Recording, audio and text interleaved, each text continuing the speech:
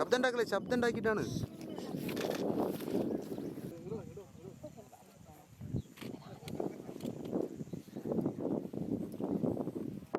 ആന 1, അതിൻ്റെ ഒരു ചെറിയൊരു കുട്ടി, 2, 3, 5 കുട്ടികൾ, 5.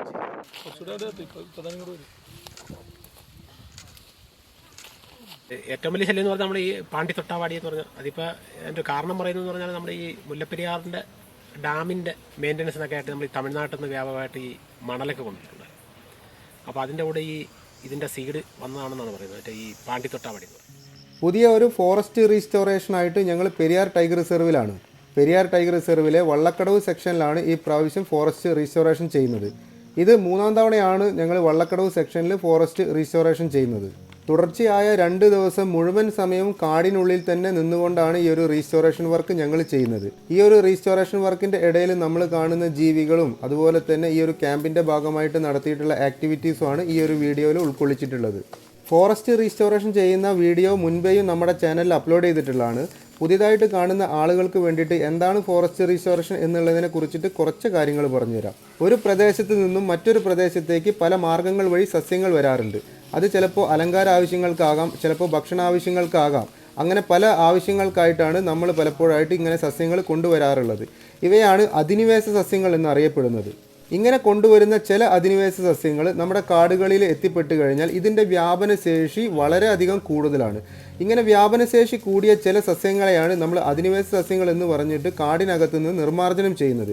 അധിനിവേശ സസ്യങ്ങൾ നമ്മുടെ കാടിനകത്ത് എത്തിപ്പെട്ട് കഴിഞ്ഞാൽ നമ്മുടെ തനതായിട്ടുള്ള മറ്റ് സസ്യങ്ങളും കുറ്റിപ്പുല്ലുകളൊക്കെ തന്നെ വളരാനുള്ള സാഹചര്യങ്ങൾ ഇല്ലാതെയാവും. പകരം ഇതുപോലത്തെ അധിനിവേശ സസ്യങ്ങൾ കാട് നിറഞ്ഞു പിടിക്കും. ഇപ്പം നമ്മുടെ കാടൊക്കെ കാണുമ്പോൾ ഒരു പച്ച കളറിൽ കാണുമെന്നുണ്ടെങ്കിലും അതൊരു ഗ്രീൻ ഡെസേർട്ടാണ്, പച്ച മരുഭൂമിയാണ് നമ്മുടെ കാടിൻ്റെ പല ഭാഗത്തൊക്കെ. അതുകൊണ്ട് തന്നെ സസ്യബുക്കുകളായിട്ടുള്ള മ്ലാവ്, മാൻ, കാട്ടി തുടങ്ങിയ വന്യമൃഗങ്ങൾക്ക് ആവശ്യമായിട്ടുള്ള കുറ്റിപ്പുല്ലുകളൊന്നും തന്നെ നമ്മുടെ കാട്ടിൽ ഇല്ലാതായി. ഇങ്ങനെ ഭക്ഷണം ഇല്ലാതെയാകുമ്പോൾ ഭക്ഷണം തിരഞ്ഞ് പലപ്പോഴായിട്ട് ഈ വന്യമൃഗങ്ങൾ കാട് വിട്ടിട്ട് നാട്ടിലേക്ക് ഇറങ്ങും. അത് മിക്കവാറും ജനവാസ മേഖലകളിലും കൃഷിസ്ഥലങ്ങളിലേക്കൊക്കെ എത്തിപ്പെടും. ഇങ്ങനെ മനുഷ്യ വന്യജീവി സംഘർഷങ്ങളും നമ്മുടെ നാട്ടിൽ വർദ്ധിച്ചു വരാൻ വേണ്ടി തുടങ്ങി. ഇങ്ങനെ വർദ്ധിച്ചു വരുന്ന മനുഷ്യ വന്യജീവി സംഘർഷങ്ങൾ കുറയ്ക്കുക എന്നുള്ള ഒരു ഉദ്ദേശത്തോടു കൂടിയിട്ടാണ് ഞങ്ങൾ ഈ ഒരു ഫോറസ്റ്റ് റീസ്റ്റോറേഷൻ ക്യാമ്പും കാടിനുള്ളിലെ ചെക്ക് ഡാമുകൾ ഉണ്ടാക്കുന്ന തരത്തിലുള്ള സേവന പ്രവർത്തനങ്ങളൊക്കെ തന്നെ ചെയ്യുന്നത്. എർത്തിങ്സ് നേച്ചർ ഫൗണ്ടേഷൻ എന്ന് പറഞ്ഞ ഒരു സംഘടനയാണ് ഈ ഒരു ഫോറസ്റ്റ് റീസ്റ്റോറേഷൻ ക്യാമ്പുകളൊക്കെ തന്നെ സംഘടിപ്പിക്കുന്നത്. കേരളത്തിൻ്റെ വിവിധ ഭാഗങ്ങളിൽ നിന്നായിട്ട് ഒരുപാടധികം വളണ്ടിയർമാർ എർത്തിങ്സ് നേച്ചർ ഫൗണ്ടേഷൻ്റെ ഈ ഒരു പ്രവർത്തനത്തിൽ പങ്കാളികളാകാറുണ്ട്. എല്ലാ പ്രാവശ്യവും ഒരു 30-40 ആളുകളെ വെച്ചിട്ടാണ് നമ്മൾ ഈ ഒരു ക്യാമ്പുകൾ സംഘടിപ്പിക്കാറുള്ളത്. നിങ്ങൾക്കും ഇതുപോലെ കാടിനുള്ളിലെ സേവന പ്രവർത്തനങ്ങളൊക്കെ ചെയ്യാൻ താല്പര്യമുണ്ടെങ്കിൽ എർത്തിങ്സ് നേച്ചർ ഫൗണ്ടേഷൻ്റെ വാട്സപ്പ് ഗ്രൂപ്പ് വഴി നിങ്ങൾക്കും ഞങ്ങളുടെ കൂടെ ജോയിൻ ചെയ്യാവുന്നതാണ്. വാട്സപ്പ് ഗ്രൂപ്പിൻ്റെ ലിങ്ക് ഞാൻ ഈ വീഡിയോയുടെ ഡിസ്ക്രിപ്ഷനിൽ കൊടുത്തേക്കാം.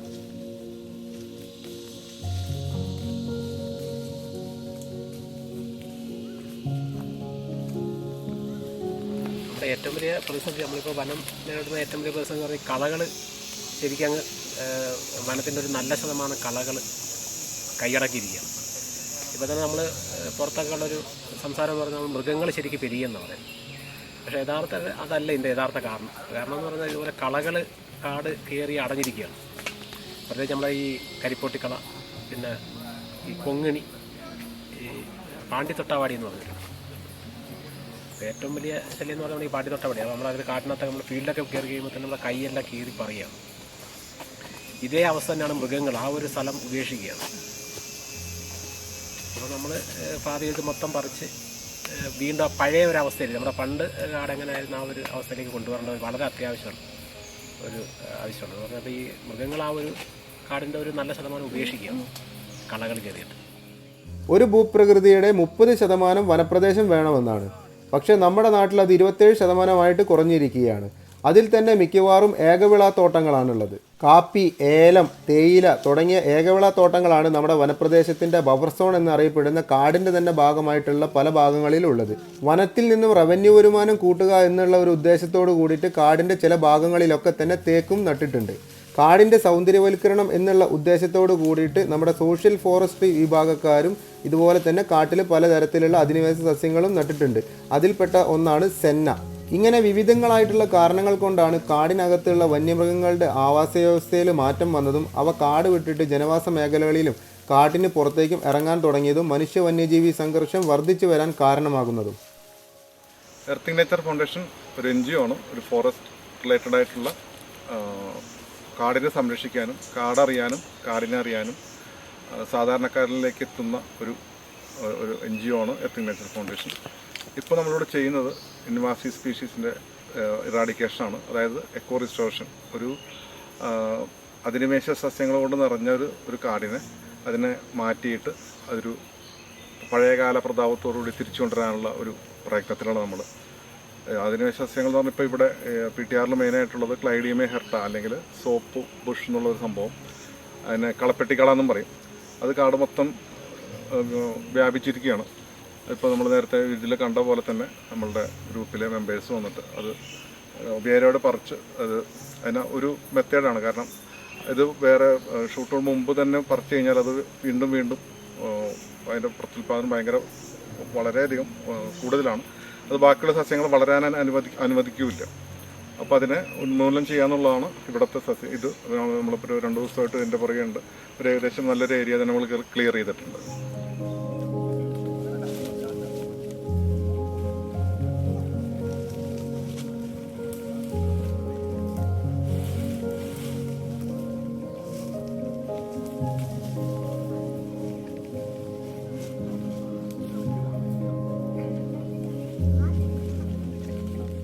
കാടിനുള്ളിലുള്ള റീസ്റ്റോറേഷൻ വർക്കിൻ്റെ ഇടയിൽ നമുക്ക് ഇതുപോലത്തെ ഒരുപാട് ജീവജാലങ്ങളെ കാണാൻ പറ്റുന്നുണ്ട് കേട്ടോ.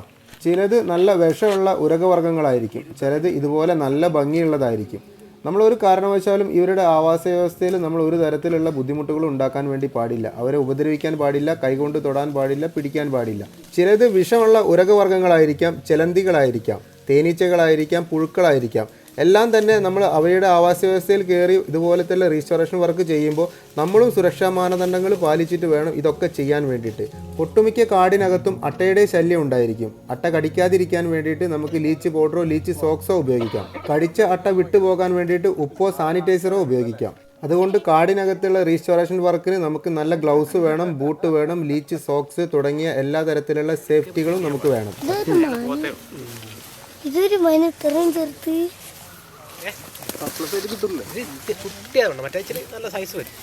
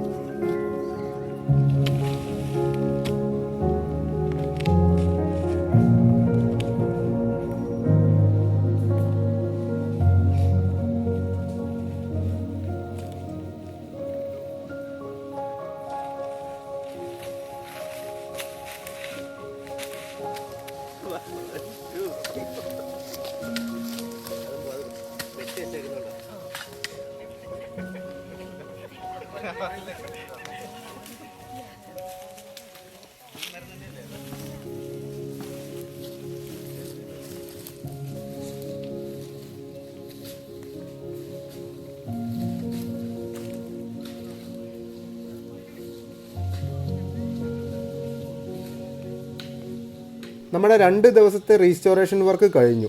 നമ്മൾ ഓരോ ദിവസവും റീസ്റ്റോറേഷൻ വർക്ക് കഴിയുമ്പോഴും നമുക്ക് എന്തെങ്കിലും ഒരു ആക്ടിവിറ്റി ഈ ഒരു ക്യാമ്പിൻ്റെ ഭാഗമായിട്ട് സംഘടിപ്പിക്കാറുണ്ട്.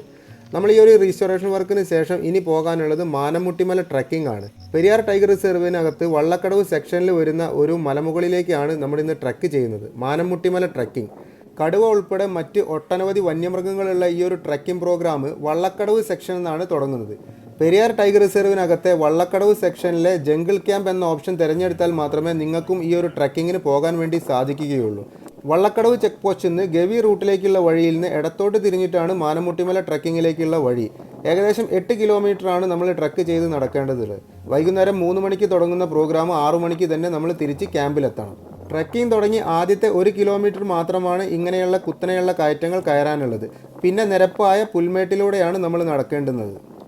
പെരിയാർ ടൈഗർ റിസർവിലെ വള്ളക്കടവ് സെക്ഷനിലെ ജംഗിൾ ക്യാമ്പ് എന്ന പ്രോഗ്രാം എടുത്താൽ മാത്രമാണല്ലോ നമുക്ക് മാനമുട്ടിമല ട്രക്കിംഗ് വരാൻ പറ്റുന്നത്. ഈ ഒരു പ്രോഗ്രാമിൽ ഉൾപ്പെട്ട മറ്റൊരു പരിപാടിയാണ് jungle safari. Vallakkadavu check post മുതൽ ഗവി വരെയാണ് സഫാരി. ആ റൂട്ടിൽ തന്നെയാണ് നമുക്ക് ഈ ഒരു മാനമുട്ടിമല ട്രക്കിങ്ങിലേക്കുള്ള വഴിയും. ആ വരുന്ന വഴിയിൽ ഇതുപോലത്തെ ഒരുപാട് വന്യമൃഗങ്ങളെ കാണാൻ പറ്റും കേട്ടോ.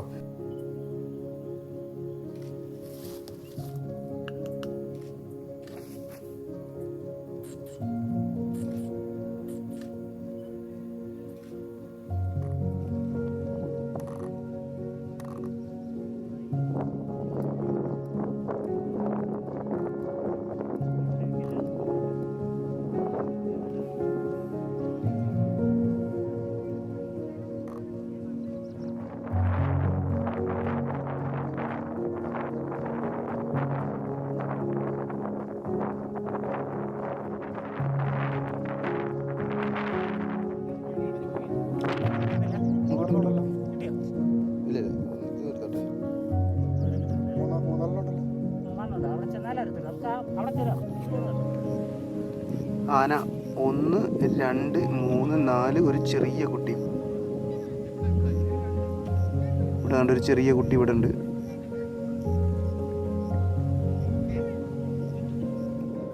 മാനമുട്ടിമല ട്രക്കിങ്ങിന് പോകുമ്പോൾ തൊട്ടപ്പുറത്തെ മലേൻ്റെ മുകളിലേക്കൊക്കെ സൂക്ഷിച്ച് നോക്കിക്കഴിഞ്ഞാൽ ഇതുപോലെ ഒരുപാട് വന്യമൃഗങ്ങളെ കാണാൻ പറ്റും കേട്ടോ.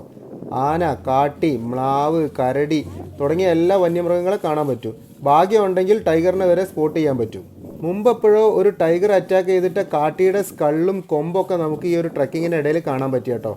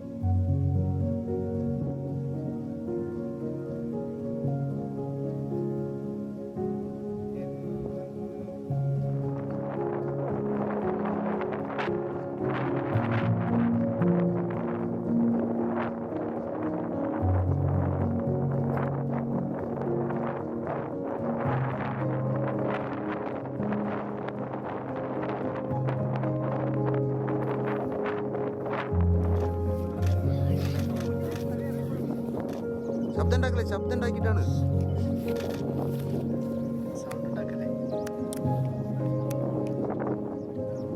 ഇതിന്റെ പുറത്ത് കണ്ടോ കരടി കുഞ്ഞുങ്ങളെ കൊണ്ടുപോയതിന് പുറത്താ. അത് കണ്ടോ?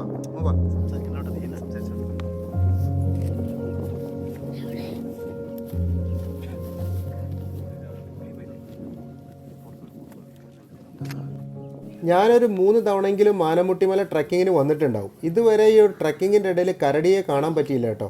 ഇന്ന് ആദ്യമായിട്ട് ഈ ഒരു ട്രക്കിങ്ങിൻ്റെ ഇടയിൽ കരടിയെ കണ്ടു. കരടി അതിൻ്റെ കുഞ്ഞിനെ പുറത്തെടുത്തുകൊണ്ട് പോകുന്ന കാഴ്ചയാണ് കണ്ടത്. കരടിക്ക് കാഴ്ച കുറവാണ്, പക്ഷെ ശബ്ദം നന്നാക്കി കേൾക്കാൻ വേണ്ടി പറ്റും. നമ്മൾ മുകളിൽ ഇത്രയും അധികം ആളുകൾ ശബ്ദം ഉണ്ടാക്കിയത് കരടി കേട്ടിട്ടുണ്ടാവണം. അതായിരിക്കും അതിങ്ങനെ പുല്ലിൻ്റെ ഇടയിലേക്ക് ഒളിഞ്ഞു മാറിയത്. കരടിയുടെ തൊട്ടപ്പുറം ഒരുപാട് കാട്ടി പുല്ല് തിന്നുകൊണ്ടിരിക്കുന്നുണ്ട്. നമ്മൾ ആ കാട്ടിയെയും നോക്കിയിരിക്കുമ്പോഴാണ് തൊട്ടപ്പുറം കരടിയെ കണ്ടത്. പക്ഷേ കരടി വരും എന്നുള്ള വെയിറ്റിങ്ങിൽ നമ്മൾ ഈ ഒരു കാട്ടിയെയും നോക്കിയിരുന്നു. കുറേ നേരം നമ്മൾ കരടിയെ അങ്ങനെ നോക്കിയിരുന്നു. അത് ആ പുല്ലിൻ്റെ ഉള്ളിൽ തന്നെ ഒളിഞ്ഞിരിക്കുന്നുണ്ട്. വൈകുന്നേരം നമുക്ക് തിരിച്ചിറങ്ങാനുള്ള സമയമായി. ആ കരടി വീണ്ടും പുറത്തേക്ക് വരുമെന്നുള്ള പ്രതീക്ഷയിൽ നമ്മൾ വീണ്ടും അവിടെ തന്നെ നിന്നു. മേഞ്ഞുകൊണ്ടിരിക്കുന്ന ആ കാട്ടിയുടെ കൂട്ടത്തെയും തൊട്ടപ്പുറത്തെ മലേൻ്റെ മുകളിലെ ആനക്കൂട്ടത്തെയും കുറേ നേരം അവിടെ തന്നെ നോക്കി നിന്നു.